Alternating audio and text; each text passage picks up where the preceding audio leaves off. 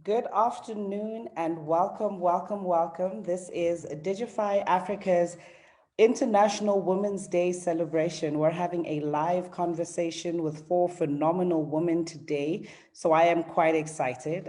My name is Kakaza Mohare and I am the COO at Digify Africa. What I love most about the work that we do here at Digify is that I am surrounded by a powerhouse of women, and every day we challenge each other, we support each other, and it's a really amazing working experience. So today, in celebration of International Women's Day, we will be talking about the theme this year, which is to choose to challenge. And the belief really is that when we challenge the world, when we challenge perceptions about what it means to be a woman, particularly in the professional setting, as we will be discussing today, we make the world a better place, and we are all responsible for the choices that we make in making the small changes in our world that eventually translate to global changes. So that's what we're going to be talking about today, what it means to be a woman, how challenging it sometimes can be to do that, and in the professional space. And I have three of my colleagues joining who are really the driving force behind what we are able to do as a company in Kenya, South Africa, and Nigeria. So I'm quite excited for today's conversation. I'm going to start at home and introduce you to one of our project managers here at Digify Africa, Kinelwe Malotle. And she is the project manager for a program that we run called Boost with Facebook. Kinelwe, please could you introduce yourself to everybody who's watching today? Let us know what International Women's Day means for you. Sure. Good afternoon. Hope everybody can hear me. I am Ginelo Malote. As Kagazan mentioned, I am the Boost with Facebook project manager here at Digify Africa. I'm a fierce feminist, and really what this day means to me is community. Like that is the quickest and shortest way to put it all together. It's a community of women. It is just building that community that we all need, that structure of support that we all need in the workplace and at home. So that's exactly what today is all about to me. Fierce feminist. I love it. Now let's go and take a young trip to Kenya. We run one of our programs called Digify Pro, and we have Celestine Okpere. Who is the project manager for Digify Kenya. Welcome to the conversation, Celestine. Thank you very much, Kakaza. As Kakaza mentioned, I'm Celestine Okpere, and I'm the Digify Pro Manager for Kenya. And what this day means for me is a celebration for what women have achieved, especially in this new decade. That's been a game changer. So what I look at is the highlights of what women have achieved, and also the struggles that we keep on struggling to achieve in future.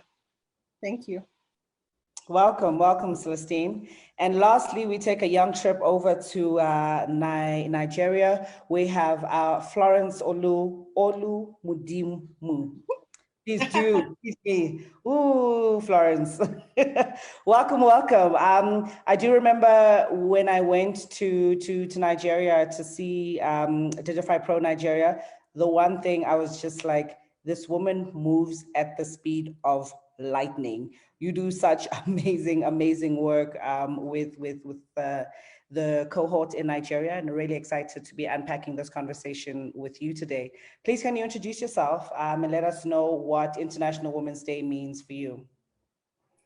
Hi, everyone. Good morning, good afternoon, wherever it is you're in the world. And my name is Florence Atsunwa Olumodimo. I'm excited to be a part of this amazing family that does, phenomenal things. So what International Women's Day means to me is the day to really highlight what women are going through, a day to be able to support ourselves and be able to stand on each other's shoulders. But more importantly, technology is a field that, just like many other fields, we're not well represented. So being able to be part of the conversation, part of the people that are contributing their own little drops in that ocean excites me. So I'm so happy that I could be a part of this. And I look forward to really being able to, challenging the status quo. Awesome. Thank you so much, ladies, for joining. And to everyone who is viewing from our Digify Africa Facebook page, please do share this conversation with your friends and ask them to join in. You can also join in through the comment section if you've got any questions or any comments that you would like to add to the conversation. You are more than welcome to do so. We're going to jump straight into it, right? And the theme for this year's International Women's Day is Choose to Challenge, and it's really about challenging the stereotypical view of what it means to be a woman, and in the lives that we live, in many ways, we are challenging that view, and in some ways that are even quite personal that maybe we as the world wouldn't see. And I'm keen to understand that level, and I'm going to start with Ginelwe. If you look at your life right now, in what ways would you say that you are choosing to challenge, the stereotypical view of what it means to be a woman in the professional space or even a woman in family? I feel like by just waking up and bossing up, in how can I say this? Many years ago, I suppose. Well, I mean, maybe not that many, but women in the workplace were never really given the opportunity to lead. And me being a project manager, working with so many different people on a daily basis, is really my challenge to the stereotype. There's always been this idea that women are emotional, and all that stuff. There's just always like a negative view of a woman. But the fact that I can come in through every single day, boss up, take my tasks, make an amazing, amazing successes with the project that I lead, I feel like that's me challenging it, on a personal level, on a professional level, and even at home. So just by that, like the fact that I can wake up and boss up, that is my contribution to the world to say, hey man, you better wake up. Wake up and boss up. I think what I find very interesting, and at times challenging, is how to bring those elements of like being a woman that maybe we've been taught to believe are not really useful within the workplace, so the emotions, that we bring in, how to do that and how to not let that take away from the work that you're doing, and in my life, I'm so conscious of that, so how to still remain feminine, and still boss up, and be able to show each and every day that those two things, they align perfectly. I that on its own, at first when I got into the working environment, like a couple of 10 years ago or so, 10 years ago, I was very mindful of my emotions, because you always heard that, when you get to a corporate, you need to be strict and you need to be like this. But it's actually, I realized that when I care about my work, when I show my femininity in my work, that's when I actually did the best work. Which is why I absolutely love working at Digify Africa, because we get so emotionally attached to our projects. I think the ladies will agree, like the projects become something like your baby, so you fight for it. You want to watch it grow. You want to see it change people's lives, and every win is your win and every loss is your loss. So that's the one thing I absolutely love about working at Digify Africa, that you can own something and you can actually throw your emotions into it. And not feel like you're out of place at any moment, any time. Actually, leadership is a person that's got empathy. It's one of the elements that you absolutely need, empathy. You can't just, be a stock, gray, steel, cold person. And Celestine, for you in your life, what stereotypical view of being a woman are you finding yourself challenging every day? I find myself challenging the stereotype of, as a career woman, you can't have it all. So work-life balance, the pressure is always put on the caregiver, who's the woman in the house. So my own view is about careers. You as a career woman, how would you learn how to kind of like negotiate and just balance, be able to deliver at work as well as deliver in the home front. So that is a stereotype that is very, very hard to kind of like pull away from. So we have to put in extra effort, extra work in making ourselves valid, that we can as well deliver from a career point of view and deliver also from the home front. So that's the daily challenge that I'm always challenging on a daily basis, because when you're a woman and let's say you have a child, um, most of the time, if a child is not feeling well, whether it's the inoculation, it's always the woman who has to take leave from the workplace, even in a family setup, especially if you don't have a man who understands that sometimes it takes two to tango.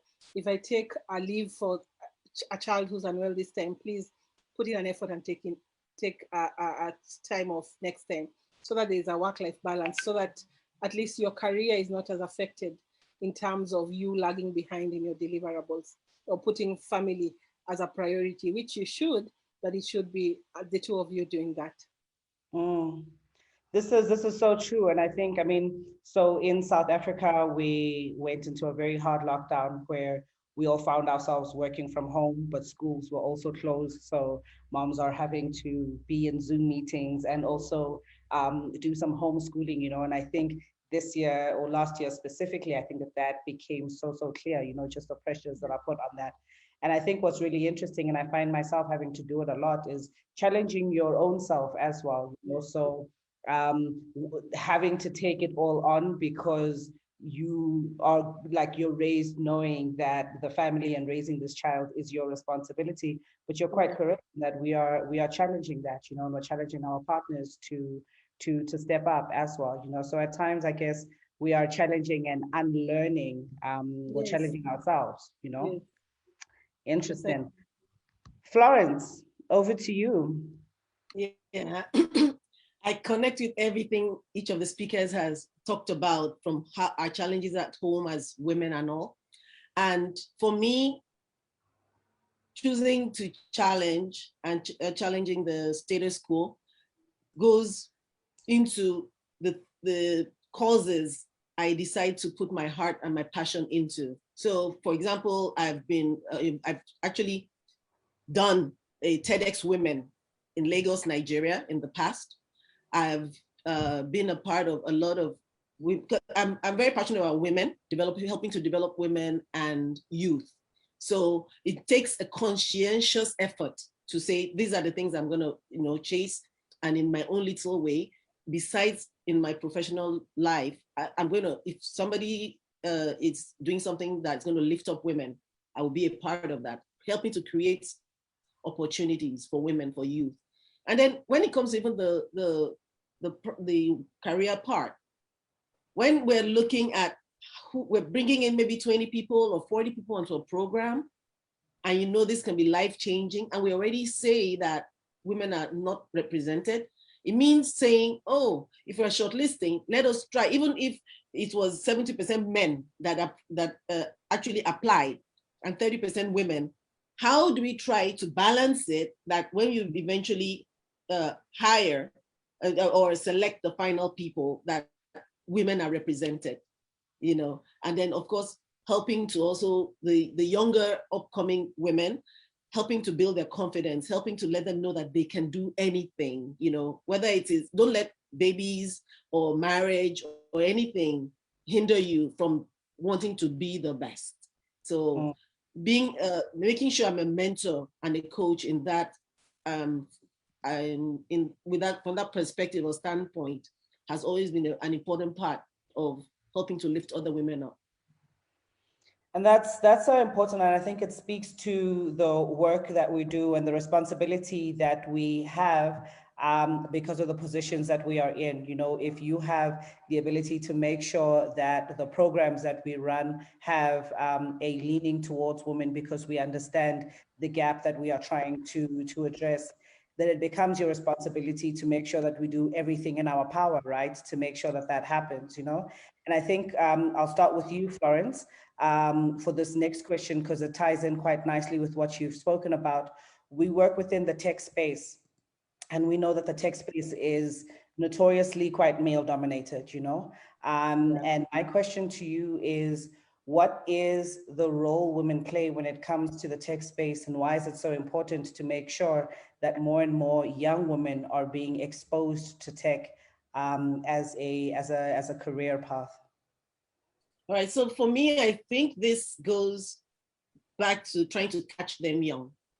So within our communities, what are we doing? What can we do as women to try and get into like high schools and be big sisters? You know, be volunteer your time, not just at the career level, but also can we think of things that can get to take us and our footprints into high schools, into even elementary schools. I haven't done anything with elementary schools personally, but I start my journey from high schools. So from high school level, I do programs that helps to get in there and get them thinking that they can be involved in tech. They can do this, you know, and then of course, then involving yourself in university programs, and then involving yourself after people are finished. A lot of people would actually study. I know a very close friend. We were in university together for undergraduates 20 something years ago. She studied engineering, but the truth is after NYSC, she never thought she should go into engineering, you know, and then in the end, she started as a teacher. It was many years later, because you look around you, you're not really seeing a lot of women in those roles. So how do we create awareness and let people know that we can do this, you know? So you study engineering or you study psychology, you can become a UX UI designer. You know, there's so many ways that we can do this, but let's try and even catch them young, particularly in the African continent, you know, on the African continent. This is even more important. So what can we be involved in to make sure that from when they're really young, we sow the seed of what they can achieve tech-wise and career-wise. Mm. And Kinelwe, for you, what would you say? I mean, why is it important that we do that work, that we get them young, that we introduce young women to the tech space? I think by us introducing them at a very young age, we can actually mitigate that idea of imposter syndrome, you know, because as a woman, when you walk into a place that is so male dominated, you walk in and the first thing you're just like, okay, but what makes me think that I can do this actual job? However, if we start to cultivate that confidence at the young age, elementary, high school, and going up, by the time that they get into the workforce, they understand that what is it that they bring to that table that everybody speaks about, you know, like, what are you bringing to the table? And you're like, no, I'm bringing my expertise. And if there's one thing that I have learned personally from working with women across my journey of life, is that women are excellent. We do excellent work, you know, but Yes, just girl. there's just that understanding to say like, okay, you are doing excellent work, but they always like pull back and they feel that they aren't, you know, there's always just that element of non-confidence that you know, and it breeds yeah, it kind of like breeds from, you know, when you're a child and you're growing up, like, no, you can't be a fast child, no, you can't be a loud girl, you can't be this, you can't be that. No one is actually cultivating that, oh, okay, no, this person is loud because she's actually confident, let's work on that.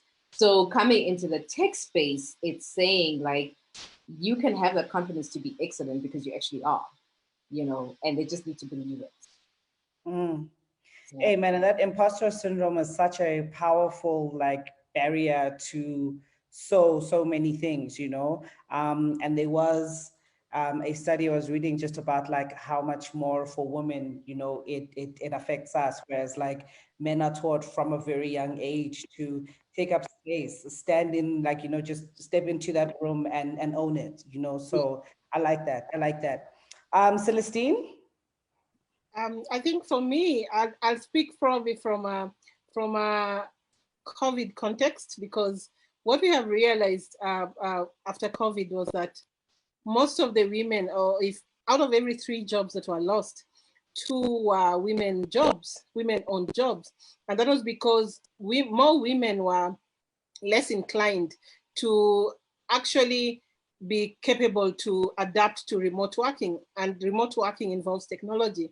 So this is something that I have been now very passionate about just spreading the word about upskilling yourself in all these short courses that are found in all these edtech platforms, especially when these courses are for free. All you have to invest in is time. So I deliberately take time to spread the word, especially when I see free courses. Like last week, I did a course on SEO that had a 3-day gap for finishing, and certification was there. Shared it in my groups, and it's up to you to actually see this is an opportunity that I can jump on. And what I need is just to invest on data and the time that it will take me actually to study. And because I did it in a day, like I did it overnight, I told them that this is something that instead of going for my normal furahi day, like how Kenyans have their happy on Friday nights, this was my furahi day for this weekend, and I achieved the certification. So for me, edtech platforms have really shown a way in terms of upskilling and being able to continuously learn and be a lifelong learner. So just be open as a woman to be a lifelong learner so that you can be relevant with the use of technology, of course. So that is a journey that I've deliberately taken to be sharing any resource that I've got, especially to nudging the women in my groups or in my circles to kind of like upskill themselves to the next level, because nobody is going to do it for you unless you take the reins in your hand. And technology has made it the whole field an equal playing field for all of us. And it's quite interesting that you bring in, the reality that COVID has brought, and in as much as people have been losing their jobs, we're finding an increase in entrepreneurs, and entrepreneurship as a way to counter that. And the trend that's also being seen is that more women are taking that up, and I guess the challenge is also just like you've got family to support, so I find that also quite interesting to see how women are having to upskill and take on the opportunities that are presented. So I'm just going to jump on over to our Facebook comments. We've got we're getting some lovely love here, ladies. So that's really nice. Thank you so much to everybody who's tuned in and for all of the comments. So Sisanda says, I know it's International Women's Day, but it's also refreshing to see an all-female panel. May this be something we continue to see going forward. Representation is so important, especially in the tech space. And those dukes are on fleek. Yes. So Florence was asking us what a duke is, and that's like, it's quite a South African word. So yes, we've all got our head wraps, and we were talking about how we actually probably should have started with a young tutorial on all the different styles, how you can wrap this up. But yeah, thank you so much to everyone in the comment section who has been wishing us a happy International Women's Day. This is really just a conversation where we are talking about what International Women's Day means for us as the women of Digify Africa. For those who don't know, Digify Africa is 75% women staff, and our leadership team is made up of 85% women, so for us, and Black women, which is really, really important when we are now talking about the tech space. So this day is one that is really, really important for us. We run various programs, and in all of our programs, as Florence has said, we're always looking for ways to really equip young Africans, and especially young women as well. So please do check out our websites and our social media for the various programs that we have running. It's really amazing to see what is possible with tech and with digital skills. As I move on to nearing the end of our conversation, I'm going to bring it back to the I Choose to Challenge theme that we have on this year's International Women's Day. And my question is twofold, globally and just within the world, what are the things that we really need to be challenging? And then to bring it closer to home, to then say with you, what would you say is the one thing that you are choosing to challenge from this year's International Women's Day right up till next year? So something that you are in control of, that you can challenge, that you can change within your life. So Celestine, I think I'll start with you. Okay. So internationally, I think for me, and Ngozi Okonjo-Iweala has made us proud as African women to be at the helm of the WTO after such a fierce fight, yeah? So she's kind of like inspired many of us who are from the older generation, according to my kids. And what I choose to challenge going forward is gender stereotypes and also supporting more females in my networks, uplifting them, sharing any information on any resource that I know that will uplift any woman that I can reach or who has access to me and I have access to them. Beautiful, amazing challenge that I think many of us can also take on, you know, just around supporting the networks that you have, being able to lean on each other, being able to push each other forward as well. Amazing to see. And I think women really have a great way of doing that. Gineilwe, for you? So on the global landscape, for me, it's gender equality, very big, and gender-based violence. Gender equality, because till today, especially in the tech space and actually in almost all the industries, women still get paid less than men. Like there is that pay gap, and yet it has shown that when the woman actually gets an income, the entire family eats, the family and the extended family. You know, so for me, it's that equality to get us in the same playing field when it comes to the pay gap on the international stage. And then what I choose to challenge is the stereotype around feminism. It's usually seen as a threat, but it really is rather a voice, you know, to steer forward gender equality in the workplace and at home. So that's the stereotype that I would like to challenge as we go through these years. Yeah. Said like a true fierce feminist. Florence, for you, what are you choosing to challenge this year? So I would challenge the status quo by doing my best to contribute to increasing the representation of women in tech by active involvement in capacity development, in mentoring, in creating opportunities for connection, for being able to inspire and to help to grow women across fields. Sorry, I'm having a call coming in. And this I will do in every way that I can in my daily life. This is my promise and what my ask for myself. I will do this every way that I can, and to ensure that I'm doing my best to help to basically balance the gap that we have, the gender gap, the pay gap, and skills gap.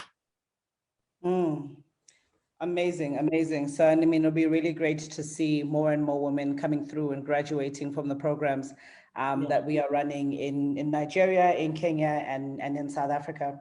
I'm going to jump on over to the comment section on our Facebook Live, because we've got a question coming through here from Luleka Mosi, who says, can I ask about women's mental health in the workspace? Because I don't think enough has been said or enough has been done to crack the glass ceiling, but also not letting it break us in the process. Ooh, so true. I don't know who wants to take that up, who wants to speak just about your experience about, you know, the way I really feel like workplaces aren't designed for women, you know, and that's what I'm enjoying about Digify Africa and being able to work in a company like this, where we understand that we are driven by women. So there's things that we have to change about the way work looks like in order for that to happen. But maybe just reflecting on your own personal careers, you know, professional careers, have you found that there is much attention paid to the mental health of women within workspaces? Probably I'll start and leave the rest to put their thoughts on that. I believe of late people have realized that mental health, especially for women and even for the whole people engaged in the workplace, is very vital.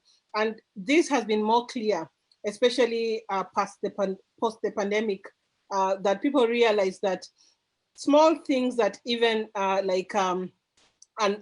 salary cut or unstable income has really affected both men and women, but women more, because upon probably the financial stress that women have experienced, they've also experienced tension in the home, and it's really affected their mental health. So it's no longer it's no longer looked down upon for women to cry out when they are in crisis, or even reaching out to other women where they know that, oh, I can be helped in this. Like there's a group in Kenya called Usikimye that was mostly dealing with abused women, or women who've had emotional abuse.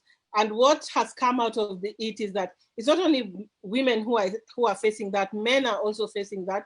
And apart from that, there's been rise in mental health cases that women have come out to at least try and be addressed. So most of their services have looked towards the psychiatric side, and people have come to understand that mental health is very important for women also to be able to operate holistically, or to be able to deliver both in the home front and in the workspace. So I have come to see that people are more understanding when it comes to you telling someone that I am not mentally capable of dealing with this solution now. Give me some time, but I will get back to it. This is something that's been more acceptable now, when it was not acceptable before COVID for someone even to understand that mentally you're not ready. Kinelwe, you wanted to jump in?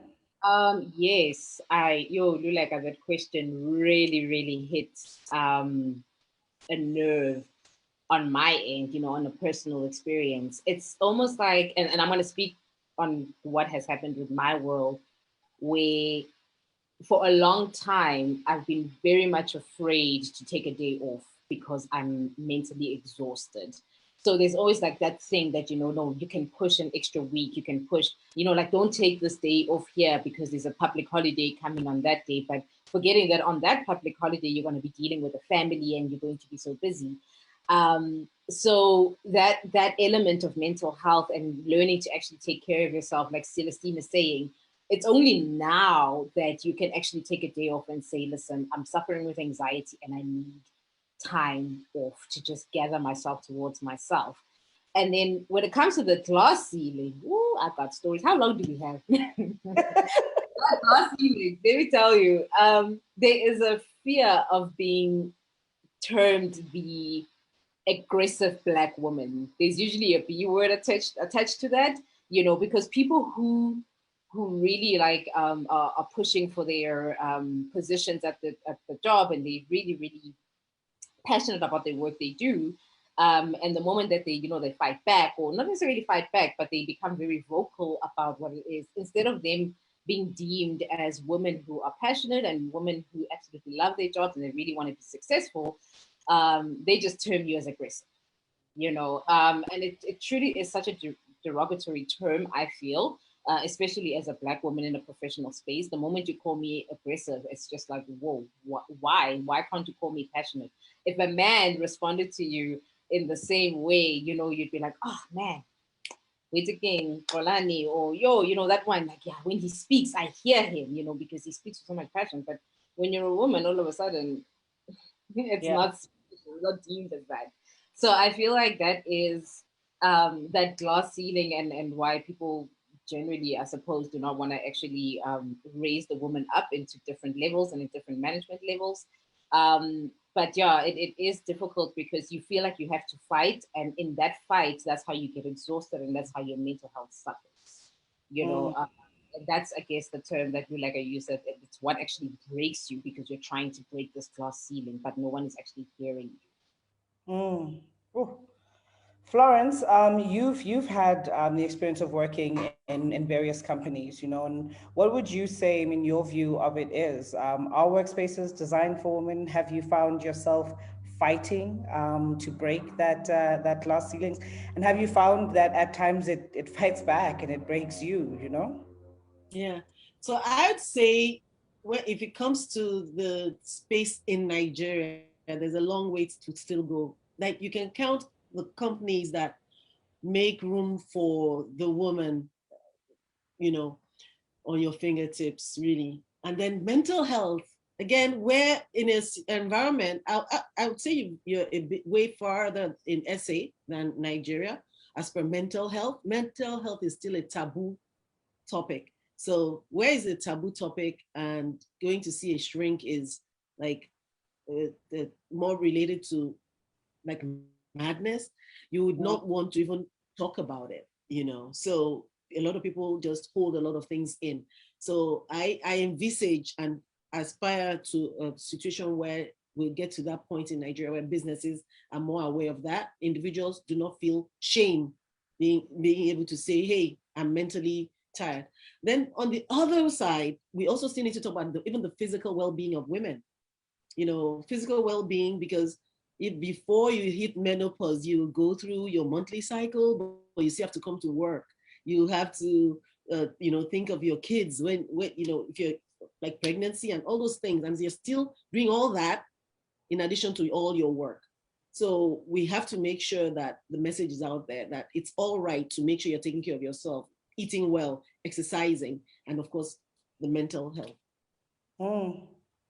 Sure. And yeah, we really, I think this is like a whole topic on its own, you know, just about women learning or reminding ourselves that it's actually okay to take care of ourselves, and that we really, really need to, you know, because I think a lot of the time, and I think Celestine, you had spoken about this, is that we are caring for families, you know, but that won't work out so well if we don't take care of ourselves first, you know. So I think that that's something that's really important, and that spills into the workplaces that we then also have, you know. I've really enjoyed seeing how we are actively as Digify Africa engaged in a conversation around how do we build healthier workspaces, you know, and that has a lot to do with, you know, just the structure and what's happening. But even when we were in a physical office, you know, just questions around, okay, we have women who are coming back from maternity leave and we don't have any feeding stations, you know, because you can tell that probably a man designed the space, you know. And when we think about offices, no one really thinks that actually there needs to be a very private room, you know, for women to be able to do this, which is why I think it's really important for women to get into all of the fields, you know. So even when it comes to designing spaces, the more women we have working in those careers, the more spaces we will have that are designed specifically for women, you know. So big up to all of you on the work that you're doing and making sure that we are getting more young women into the space. There's another question coming through from Facebook. It says, how can women support each other in getting rid of the mentality that says women are emotional, therefore can't lead? I can start with this one, because if there's anything that my team knows is that I'm very much in my feels, touchy feely, you know. And I remember there was a moment in South Africa where a woman had been raped and murdered in a post office, you know. And that moment was a very heavy moment for me because it was just another reminder of how we are not safe anywhere, not even when you're going to the post office, you know. And I remember coming into work and it was a Monday morning and I was leading the Monday morning meeting, and something in me just broke. It was like, you know what, we're not going to have a regular meeting like women aren't dying every day, you know. I can't look at the faces of my colleagues and ignore the fact that we are all scared, you know. We literally all come to work, you know, afraid. And I took that moment to really open up. There were tears, there were many tears, you know, but I think it's important for a COO of a company to feel like it's okay. I didn't lose anything in that moment when I became vulnerable enough to actually be like, I'm not okay, you know. If anything, I think I felt closer to the team, you know, and you get to actually know each other on a genuine level, you know. So I think it's also about those of us who are in the positions that we're in to not shy away from it when it comes, you know. And then I guess for everybody else, to change the way or to question the way that you respond to that, you know. So when someone is being emotional, it is also up to you to change your view of that, to say that this emotion doesn't take away from the power of what someone is saying, or from the power of their position. That's my view. Any of the ladies, would you like to add onto Um, that? How do we do away with the view that because you are emotional, you cannot lead? yes, so I'd like to speak to that. Besides being emotional, I think we need to know as women that it's all right to be feminine and still be a leader, like a kick-ass leader. So whether you're wearing your dress or you just feel beautiful and come to work, beauty and brains, but also remembering that, like I always tell the young ladies I'm mentoring, that dress as you would want to be addressed. So we have to also be very conscious that there is that perception. So there's nothing wrong in wearing your dress. There's nothing wrong in wearing your heels, but make sure you also have your content. Because once you have your, the experience, the skills, you will be respected in the workplace. And so it's all right to be feminine. It's all right to be feminine, and it's all right to shed a tear. We bring something to the table. So in a workspace that is all male and a workspace that is 50-50, you'd see that the lady brings a different kind of a different point of view to whether it's idea generation and whether it's in decision making.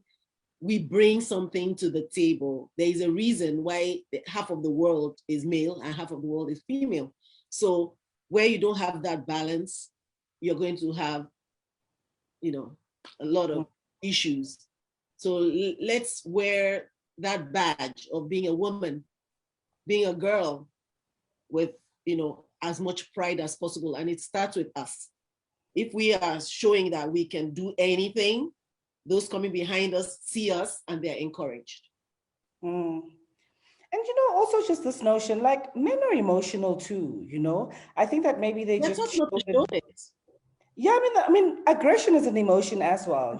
But when men are aggressive, when they're angry, when they bring that to the table, we don't see it in the same way. We don't see it as an emotion. So I think even just that on its own, men are emotional too. Anyway, Yeah. Ginele, you're up there. burning thing about women being emotional, which is why I mentioned it earlier that they see you and they think that you are the aggressive Black woman, like such a burning thing. And one thing is for sure, and I'm just going to touch on what Florence had said right at the end, is that representation matters. 100, and I don't know, I can't understand how important. Also just this notion, like, men are emotional too. Yeah. Oh yeah, sorry, I was like, huh? And when I think about representation matters and a woman who leads with emotion and is doing absolutely brilliantly at it, it's the president of New Zealand, Jacinda.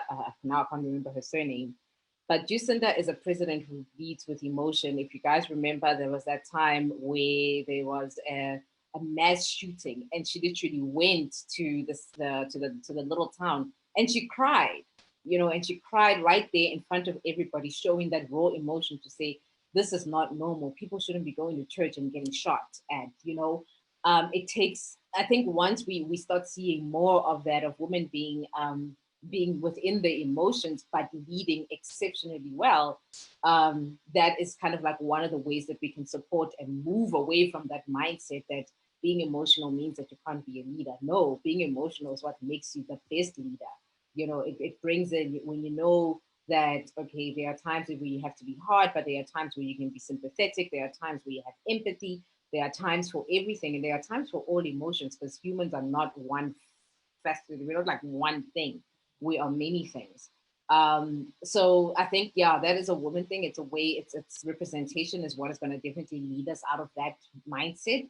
The more we see women in these leadership positions, the more we see the CEO of Microsoft South Africa, Lillian Barnard, the more we see people like that, leading with emotion, then it will be less of a taboo for you to actually cry or express your happiness in a different way. Because I cry when I'm happy too. Bring on the tears. All of them. I think you've all summed up this emotion thing very well. My take is that women are very empathetic, and empathy comes out of the emotions that they have. And going forward, what we've realized, especially even when it comes to economic downfall due to probably the pandemic, what has worked is that empathy and that emotional connection where people or leaders have connected with the communities or the masses through empathy, and that's emotion. So for me, I think empathy is the new data that will give you free data whenever you need it, especially if you're in sales, and that's what people are being told, and that stems out to that we that the woman asset that they have that comes emotionally, because we relate, we talk with stories, and those stories come from emotion. Mm. Oh, lovely, man. So I'm gonna wrap it up and just ask us to just reflect on some key takeaways that we are leaving this conversation with. And I can go first, and then there's a lovely comment that I want to close off with when we end this. But yeah, I think for me, what I'm taking away from this conversation is just that the more women we have taking up space,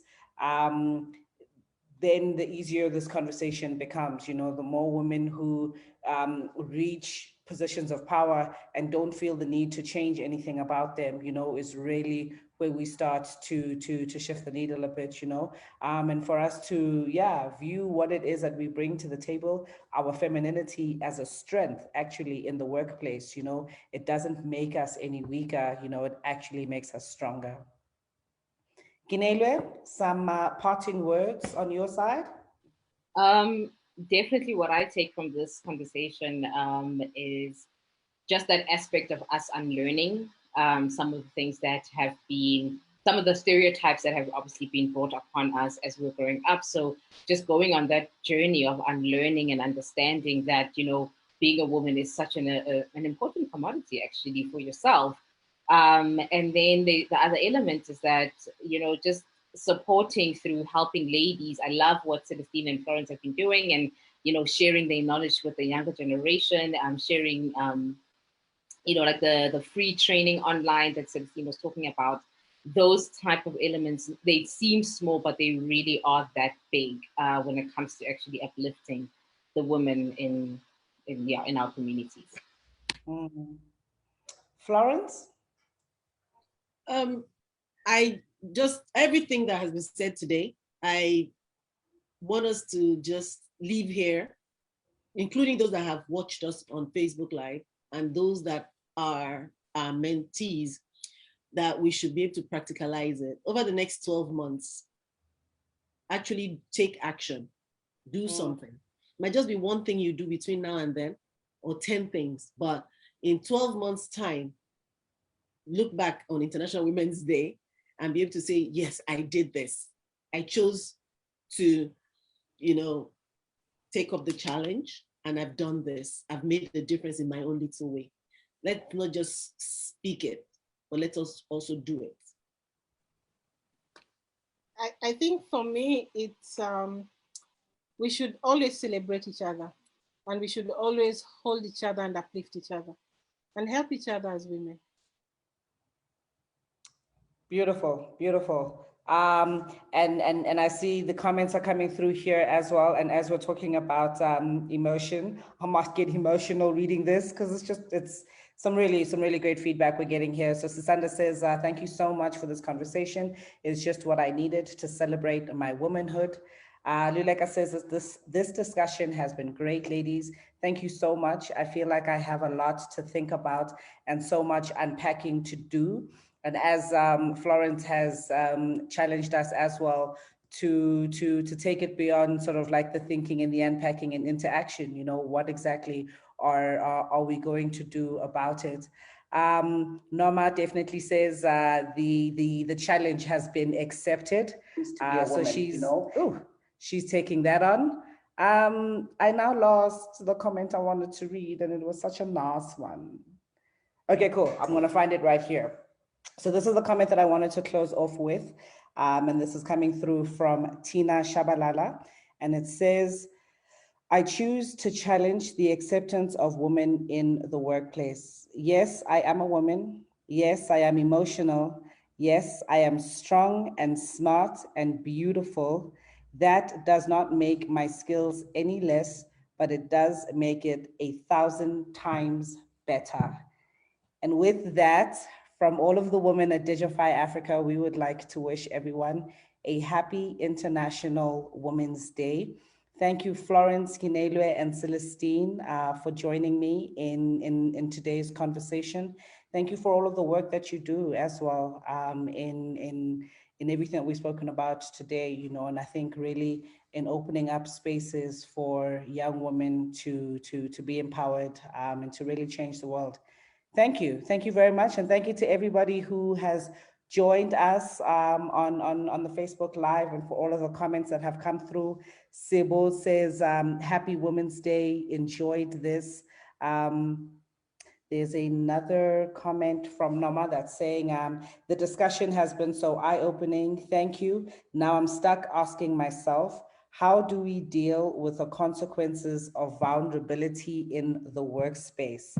And I love that topic so much that I really am going to speak to the team to see how we can have this conversation and how we can have it going on. Because I think another thing that irks me is when we do things just because it's Women's Day and then we forget tomorrow to talk about the issues that are really important to us as women. So I choose to make sure that we are going to continue this conversation about women in the workspace, because there's so much to unpack in it, and it is so important as more and more women join the workspace as well, and as we define what workspaces look like, and to design them for us. So thank you. Thank you very much to everyone who has joined. Have a lovely afternoon.